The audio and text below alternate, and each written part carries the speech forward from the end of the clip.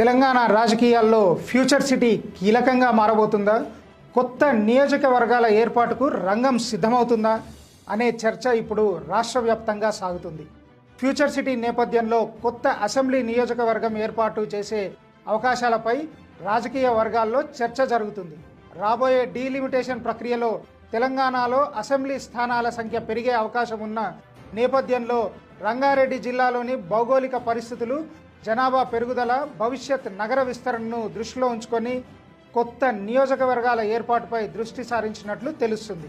ముఖ్యంగా మహేశ్వరం, యాచారం గ్రామాల పరిసర ప్రాంతాలు, అలాగే ఫ్యూచర్ సిటీ అభివృద్ధి చెందుతున్న ప్రాంతాల్లో కొత్త నియోజకవర్గాల ఏర్పాటుకు అవకాశం ఉన్నట్లు రాజకీయ విశ్లేషకులు అభిప్రాయపడుతున్నారు.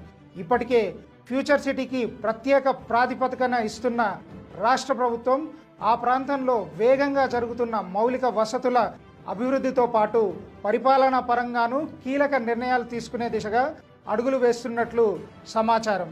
ఇదే సమయంలో డీలిమిటేషన్ అనంతరం రంగారెడ్డి జిల్లా రాజకీయ ముఖ చిత్రం పూర్తిగా మారే అవకాశం ఉందని, ప్రజాప్రతినిధుల సంఖ్య కూడా పెరిగే అవకాశాలు ఉన్నాయని రాజకీయ వర్గాలు చర్చించుకుంటున్నాయి. మొత్తంగా ఫ్యూచర్ సిటీ కేవలం అభివృద్ధికే కాదు, భవిష్యత్తులో తెలంగాణ రాజకీయాల్లోనూ కీలక పాత్ర పోషించే కేంద్రంగా మారనుందా అనే ప్రశ్న ఇప్పుడు అందరినీ ఆసక్తికరంగా ఎదురుచూసేటట్టు చేస్తుంది.